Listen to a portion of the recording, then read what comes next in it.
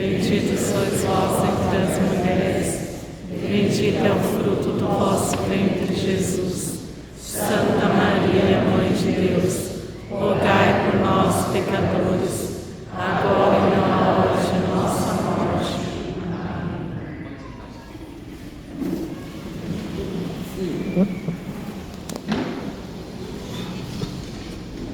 Veja uma coisa curiosa.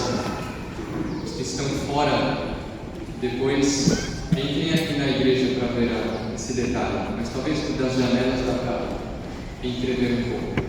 Mas, por exemplo, olha essa pintura. Nós temos a pintura da Anunciação. A Anunciação se deu em Nazaré, numa casa que atualmente está em Loreto. Essa casa voou 2 vezes ao longo da história e hoje em dia dá pouco mais de 2 horas de voo. A Santa Casa onde se deu a Anunciação era assim?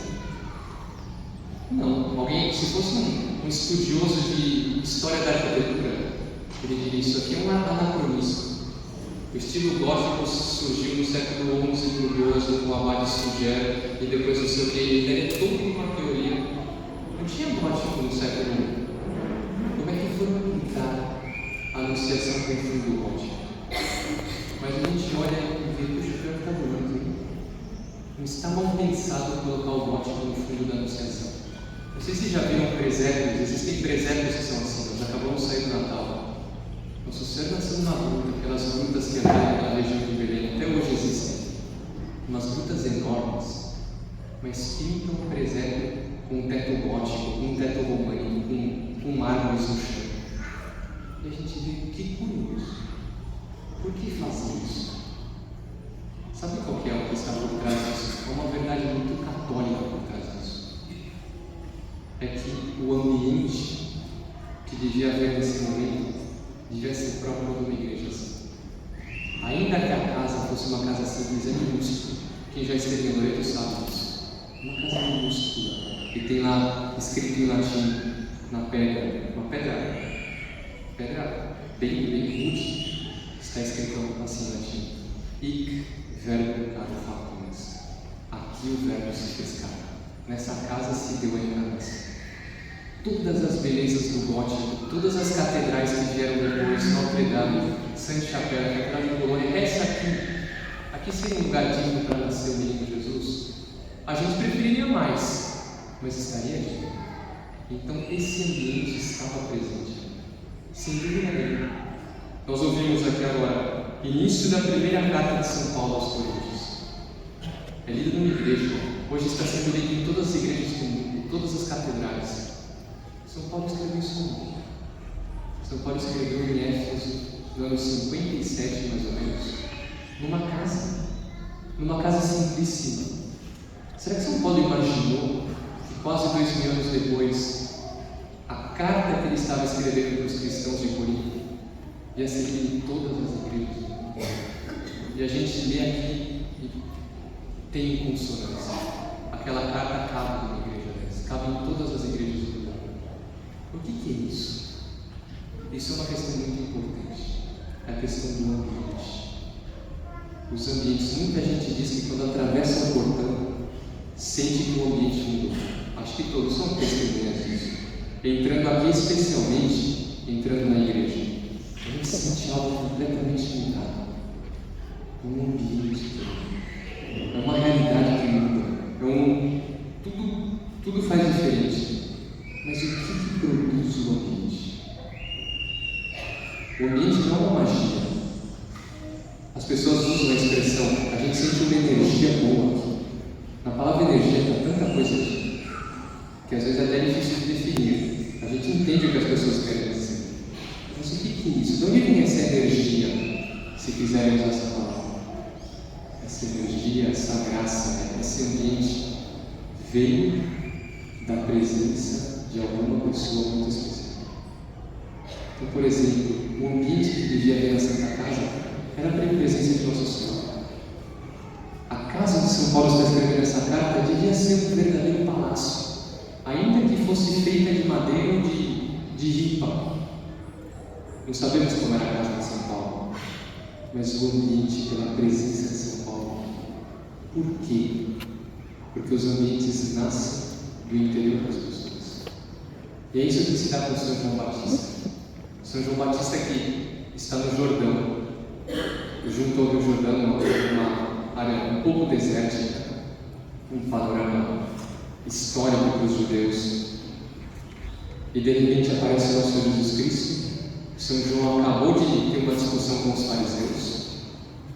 Saíram os fariseus e vai dizer no Evangelho de hoje, no dia seguinte, é um dia no qual pouca gente, bem menos do que temos aqui, hein? Há mais gente fora do que dentro hoje, bem mais, aliás, está bem pequena essa igreja. E São João aponta, eis o Cordeiro de Deus. De onde vem essa força?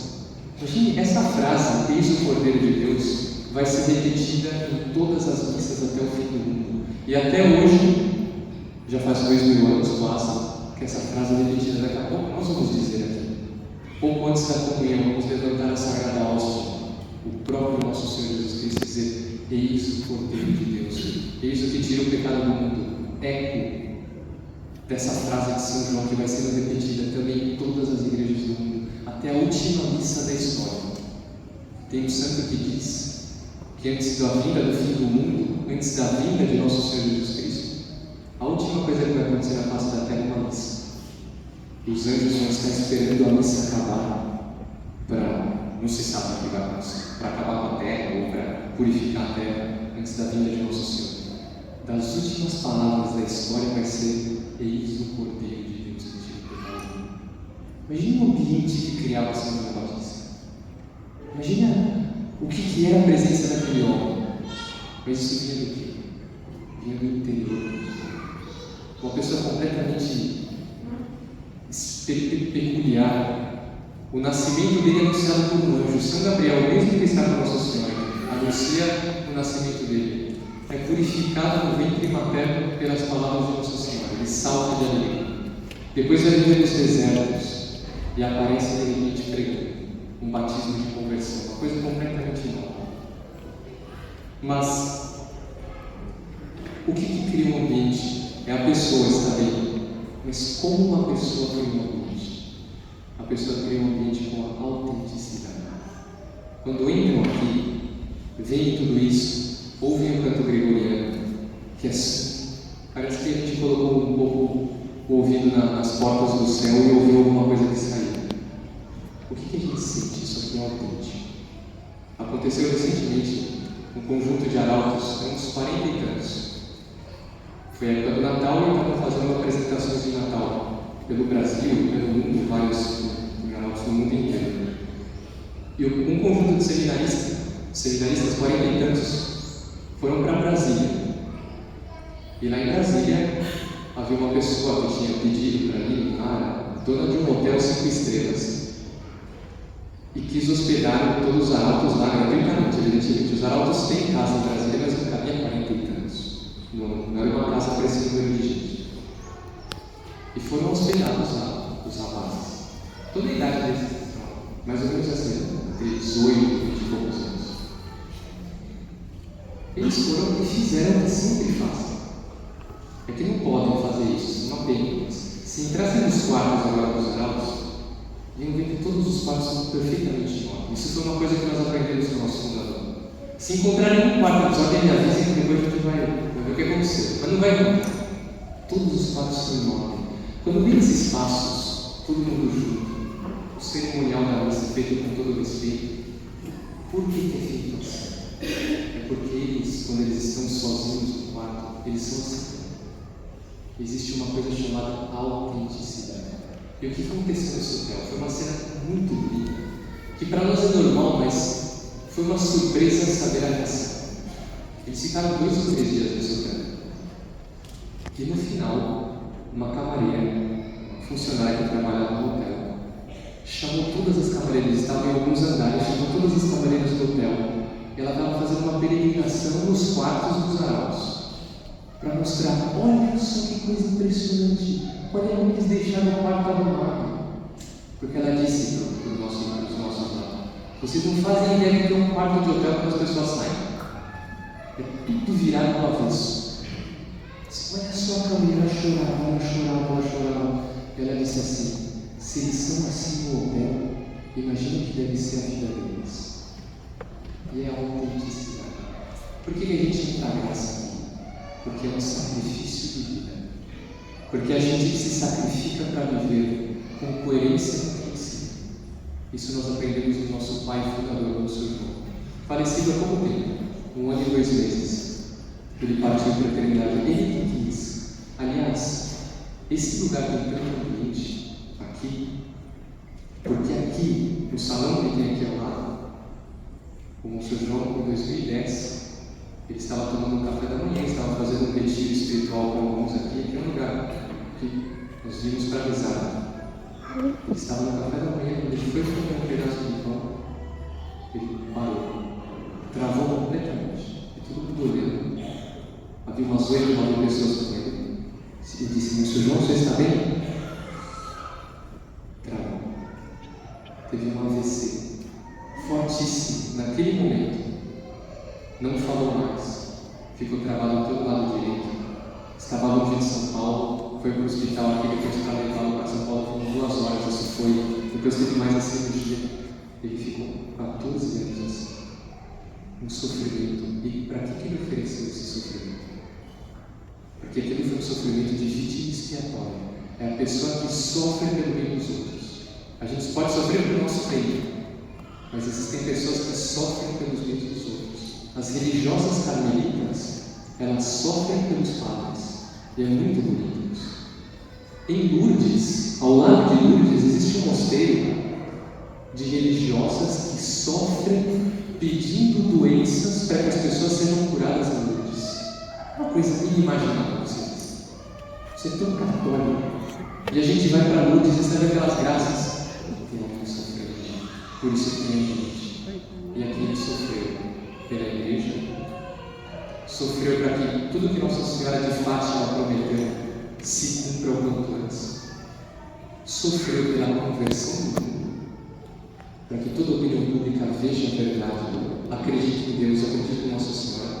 E sofreu pelos filhos dele, pela obra dele.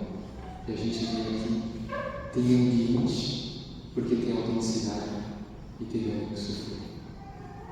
Mas isso aqui que nos traz? Todo esse ambiente que a gente vem aqui, no fundo é um convite. É um convite que Deus e Nossa Senhora nos faz hoje. O que estão sentindo aqui? Estão sentindo a paz? Estão sentindo aquela tranquilidade interior que às vezes a gente vai buscar em tantas loucuras, a felicidade que a gente vai buscar em tanta loucura e que não encontra. Nunca o demônio deu o que prometeu. As pessoas estão tentando há milênios. O demônio diz: a felicidade está nisso, a felicidade está no pecado, a felicidade está na desonestidade, está na mentira, está em tal coisa. As pessoas vão buscando. Olha o mundo de hoje. Que mundo tristemente infeliz. Haja visto pela quantidade de pessoas sofrendo com depressão. Pobres coitados são vítimas de uma sociedade mentirada a Deus. Será que hoje não é o dia de eu também querer criar um ambiente desse onde eu estou? Mas para isso eu tenho que mudar no interior. Um propósito que a gente podia fazer hoje. Eu vou rezar mais. Eu estou rezando todos os dias. Reserva um tempo para Deus. Começa com pouco. É como exercício. Ninguém começa fazendo um grande exercício assim. Vai aos poucos. Reza todos os dias 5 minutos. Umas 10 Ave-Marias. Que aprende na ponta do terço. Depois vai aumentando um pouco. Depois chega a rezar um terço todos os dias. Vai ver que a vida começa a mudar. O ambiente da casa vai começar a mudar. Depois, não é o caso de eu fazer um outro propósito. Será que eu tenho que frequentar as missas? Ou será o caso de eu voltar a assistir missas? Por exemplo, todo domingo. Ir para a missa todo domingo. Quem tem a missa todo domingo sabe disso. Às vezes é um sacrifício enorme. Hoje o clima está muito bom. Hoje não está tão quente assim. Mas tem dias que está tremendo. A gente tem que enfrentar um calor na igreja. Tem que enfrentar 1000 situações. Está com preguiça? Vai para a igreja. Não vai se arrepender. Vai encontrar a paz. Porque às vezes a gente está querendo encontrar um travesseiro. Vai encontrar um travesseiro. A paz tem Deus. E depois São João vai dizer: eis aqui que eis o Cordeiro de Deus, eis o que tira o pecado do mundo. Não é o caso de eu limpar um pouco minha alma. Tem muitos modos de limpar a alma, mas se eu tenho pecado grave, o modo de limpar a alma é uma confissão. E quase se São João estivesse aqui, ele apontaria para o Padre da denúncia. Ele diria: eis o Cordeiro de Deus, eis o que tirou o pecado do mundo. Mas Padre, eu não sei confessar. Não tem problema. Vai para o Padre, o Padre sabe que é denúncia. O Padre vai ajudar. Vai um dia fazer uma confissão. Tem vergonha. O Padre tem para isso. O Padre nunca vai se assustar com nada. Limpar. E aí vai nascer uma luz na nossa vida. Hoje é um convite que o Senhor nos faz. E para terminar, porque tem uma palavra de Isaías aqui, a liturgia de hoje é riquíssima. Nós vamos ficar só no isso do poder de Deus. Mas diz que nascerá uma luz. E eu acho que não seria mais oportuno contar um fato que se deu no Brasil. Poucos anos atrás, né? Se não me engano, foi em 2011 ou 2012. Um fato que nos é contemporâneo. Em Recife, Pernambuco. Um arauto conheceu a pessoa que foi objeto desse fato. Uma mãe teve um filho e o filho nasceu cego. São dessas coisas, frutos do pecado original, que às vezes a gente não entende por que faz, mas visto de cima, na ordem das coisas, tem sua lógica. Que uma pessoa nasça com um problema, nasça com outro, não serve para agir com misericórdia, desde que essa pessoa tenha fé, tudo se supera. Mas a mãe teve o filho dela cego. Quando o filho estava por volta dos 5 ou 6 anos, a mãe teve uma inspiração fortíssima, mas era obcecada, uma obstinação. Se eu for para Paris, se eu for para Rue-de-Bac, que é o lugar onde Nossa Senhora das Graças apareceu, onde começou a medalha milagrosa, se eu levar meu filho lá e o meu filho conseguir tocar na cadeira onde Nossa Senhora se sentou, meu filho vai ser curado. E pernambucano é filho. Quando põe uma coisa na cabeça, a gente sabe que é difícil tirar. Com todo o carinho de pernambucano, nós temos pernambucanos. E ela colocou a coisa na cabeça, juntou dinheiro. Chegou o momento, fez as malas, foi para Paris e em casa ela treinou comigo. Ela viu como é que funcionava na igreja. Não tem 2 degraus, tem um degrau só, fica sempre com uma grade para as pessoas não se aproximarem. O que ela fez? Criança cega tinha que treinar. Então, filho, vai ser assim. Nós vamos chegar, tem uma grade, isso aqui é fazer o menino tocar. Eu vou lhe colocar por cima, você vai correndo para a direita, vai apalpando, quando encostar numa cadeira, se senta. Eu tenho certeza que não será vai tocar. E treinou, e o menino foi pegando jeito. Chega lá, sempre chega. Pega a fila e ela fica por último. Todo mundo que chegava, ela passava na frente. Ela queria ser a última, para ter tempo, para ter liberdade para fazer a coisa com calma. Não pode passar, por favor, 2 anos, e ficou de último. Quando ia chegando, o coração dela ia batendo mais forte. Essas certezas que Deus põe na alma da pessoa. Dizendo: filho, é agora, filho. Vai sentar na cadeira. Chega perto da grade, o meu filho vai. Pegou o menino, colocou por cima da grade. Vai, está na direita, está no lugar que a gente treinou. O menino foi, ninguém foi atrás do menino, percebendo que era um menino cego, uma criança. Os guardas também demoram para perceber essas coisas. O menino foi, e a mãe com o coração batendo na garganta. O menino chegou na cadeira, tocou na cadeira, caiu de joelhos. Não sentou. O que está acontecendo com esse rapaz? Por que ele não sentou? Sempre foi obediente. Tocou na cadeira e caiu de joelhos. E a mãe parada, tudo parado. As pessoas também viram aquela cena. De repente o menino volta, olhando para a mãe e exclama: mãe, como você é bonita! Que conceito de bonita ele tinha? A gente não sabe, que era a primeira pessoa que ele estava vendo. Mãe, como você é bonita! E veio correndo: filho, vem cá, a mãe, já com os olhos cheios de lágrimas. Olha que a mãe, olha a ideia que a mãe foi ter. Acabou de ver o menino curado. A mãe disse: filho, por que você me desobedeceu? Eu mandei você sentar, você se ajoelhou. Pernambucano, né? Não? A menina disse: mãe, é que quando eu toquei na cadeira, eu vi que tinha uma mulher sentada na cadeira já antes de mim. Era uma mulher tão bonita. O menino foi curado nessa. Pelo fato de ser viu agora, essas coisas acontecem. Só que essa luz que para ele foi a luz física dos olhos, hoje Nossa Senhora quer que seja a luz do nosso coração, que se abra de novo.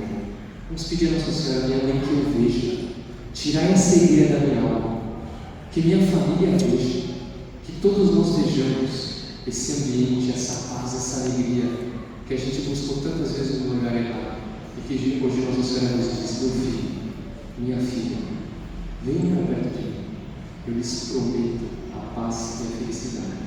No meio da luta, porque sempre vai ter, no meio das dores, mas vou encontrar aquela paz no coração que nada mal. Vamos pedir essa graça para todos os senhores. Louvado seja nosso Senhor Jesus. Para sempre seja louvado.